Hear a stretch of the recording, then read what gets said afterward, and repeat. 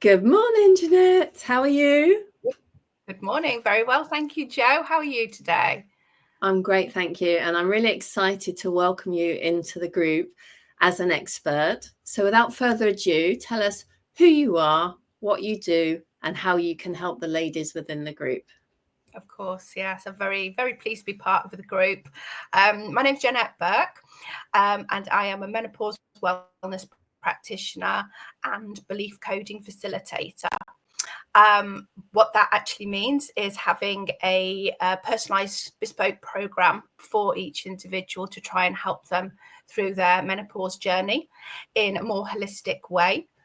Can be in conjunction with HRT if they are needing to do so, but on an individual basis, I'm helping each person to relieve a lot of those symptoms that have been causing them an issue in this stage of life.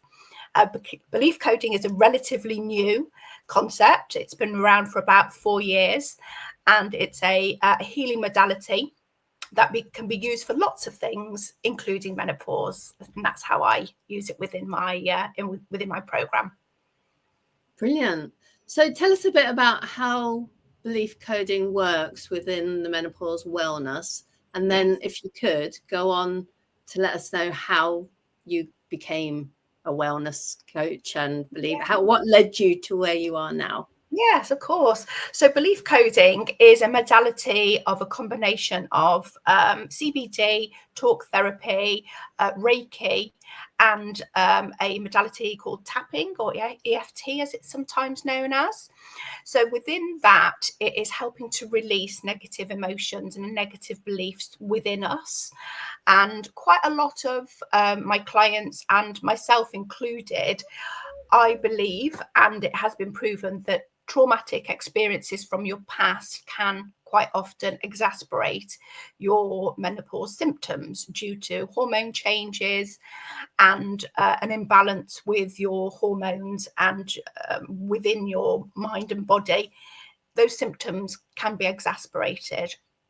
So as part of the course, the clients will have some belief coding sessions with myself, and it can be done online, doesn't have to be done face to face. So we work through those negative beliefs, which can come from lots of parts of their life, including the menopause. The way that I got into that was helping myself. Originally, I found this modality from a close friend of mine, and I'd already got a holistic background. I was a beauty and holistic therapist for 31 years, had my own businesses, and was unable to do hands-on treatments anymore. And when you've had that experience with clients to help them, and predominantly women, to then go into an office job, which is what I did, was quite alien to me. And I just felt I wanted to find something that would help myself and to help others. So yeah, a lot of work on myself and my inner child and past experiences and my menopause symptoms. And now I help others, and it's a wonderful experience to be able to do that for others. I always say that, the best coaches are the coaches that have experienced it themselves, and dealt with it 100%. themselves and found the results that you find. And then it gives us the empathy and the understanding, doesn't it, of our clients?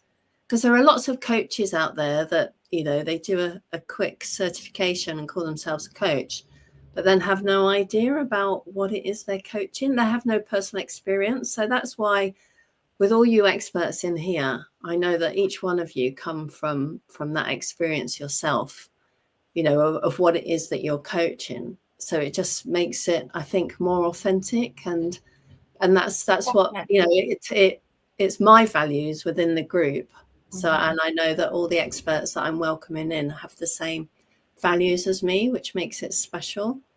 And even us as coaches, it's not as if we have our do our work on ourselves and everything's hunky-dory and you glide through the rest of life perfect. It's always a learning curve for ourselves. I still experience some symptoms, but my tools that I have and how I respond to those situations and symptoms is completely different to how, that was 7 years ago when I first started with perimenopause symptoms. So I think that, as coaches, yes, we have that empathy because we've experienced it, but we're also quite often still experiencing it. Exactly. We haven't all got our shit together, as they Not say. at all. Not It's at a all. work in progress. Exactly. And I think that's what the ladies relate to in the group, because, being open and authentic. And when we do have a bad day, we can say, I've had a bad day. But like you said, we've got the tools, we know what to do. And that bad day doesn't last as long as it used to. It probably turned that bad day or bad week or bad month that used to be into just a bad morning. Yeah. So you can get through it, and we know what to do now. And, that's what's important, isn't it? It is. So at the moment then, where are you with your coaching? Are you solely online, or are you doing one in person as well? I certainly can do in person, obviously depending on the location of where the clients are based. I'm based in Bristol in the southwest. You're not that far from me, actually. Not too far at all. But I do have connections in the Midlands. I lived there for many years and still have friends and family there. So if a client did want an in-person facilitation, as we call it in the belief coding world, I can certainly do that.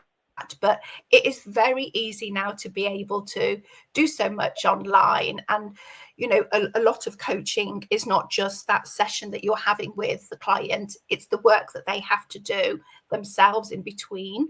So my program that I have is a 6-week program that we have check-ins regularly, as well as the setting an hour to an hour and a half to one side to have the facilitation and continual coaching to help that individual. Right. So it's the work that they're doing, and you're just making sure they know what they're doing and how they're getting on with it, and giving that support. Yeah, that makes sense. I mean, the online space for me is, well, that's where my business started. I've not really done any in-person coaching, one or two, and they're mainly just friends. So the social media has a bad rep, and for really good reasons. I think, there's a lot of bad stuff out there, but for things like this and for safe spaces like this on social media, I just love it. And I love the fact that we can help at the moment over 4,700 women, through social media. And the group's growing. And to me, that just fills me. I mean, if I was just to work locally, I could probably help 10, 15 women, as opposed to over 4,000, nearly 5,000. So the fact that I've got all you experts in here now to also help all these ladies just fills me with joy, really. And I'm really happy to have you. Absolutely. And we're probably, some of us may cross over slightly in what our aspects are, but as we know, even going to a beauty therapist or a dentist or a doctor, you tend to connect with different people. Hairdresser, you connect with people. So, some people could be offering something similar, but it's how you're connecting with that individual. And I think that being completely open and honest about your own journey and how you've helped yourself, we can help so many women by just being completely open. And sadly, a lot of people find that quite difficult to do. And I think in person, sometimes when you're feeling like that, the anxiety rushes in. People cancel because of how they're feeling. I mean, it does happen online as well, and I have had clients that have been going through a tough time thinking that they don't want to have their appointment on that day because they just want to crawl into bed and forget the outside world. But it's having through a screen is so helpful, as well as being in person. And I think people will certainly clients will ask more questions maybe online that they may not do on a face-to-face basis. Yeah, and I think that's the beauty of the group as well, because although a lot of the ladies post with their name, which is great because then I'm able to tag them in really useful information, they know that they're able to post anonymously as well. And then I find that a lot of the ladies start to post anonymously, and then when they realize that it is a supportive, safe space, then they stop using that anonymity, you know, and then they start using their names to post, which is really nice, because that is exactly what it is. It's a safe space, and we're all supporting each other, even coaches supporting coaches, you know, in different areas, which is amazing, and I love it. I really love it. So I won't keep you any longer, Janette, unless there's anything else you want to share with everyone. Just one thing, just the fact that at the early part of my training, I obviously became an author. And I think you've probably got one hiding somewhere there. And, you know, that was really key for me in the early stages to document how I was feeling in my journey. And, you know, I've helped so many other women with presenting that on quite a basic basis of information. There are so many hormone and menopause books around, and you know, I've read a lot of them myself, and they're amazing, but they quite often go a little bit too much in detail. Yeah. And I think sometimes that can be a bit scary for people. Yeah, a bit overwhelming, I think. Some of them overwhelming. So I made that quite basic and illustrated. And what I like about yours as well, you've got pages where you can write in there. Exactly. I've got the journaling section, and you know, I've linked that in with my belief coding side to try to help people look beyond what is in front of them with the issues that they're suffering with, the symptoms, and try to think, okay, how am I feeling today, and breaking it down. Why am I feeling that today? So yes, I'm really proud of that, and it's still available on Amazon now. And it was just, you know, I would never have thought I could be an author. I would have never have thought I could have been a coach. I was so negative about midlife, and I think that is something that we need to really encourage, that women can do what they want in life and try not to be scared to set those goals. Yeah, exactly. And then when there is a light at the end of the tunnel, when they come through this, you know, I know now at 55, 56 in April, that my life, I feel like that my second life is just starting. You know, my kids are leaving home, and, you know, you go through that empty nest syndrome, and I'm post-menopause now, and, you know, a bit more financially secure, and I just feel like now I'm actually doing what fills me with joy. I can breathe a little bit. Yeah, because it's really liberating. Panicking about all of those things. I don't care what people think anymore. Exactly. You know? Yeah, mindset change. No. Yeah, you know, set your boundaries and not feel bad about it. So, you know, I think it's something to celebrate. Yeah, we get through all the crap first and learn how to go through our symptoms using the tools that all of us can give them, and then blossom. That's my philosophy. Absolutely. Yes. Thanks, Janette. It's really great to be around like-minded people as well. Thank you, Jo. And if anybody needs to contact me directly, you know, or pop a post in, ask any questions, I'm here to help, as we all are. So thank you for having me. And I look forward to hearing from some of you ladies.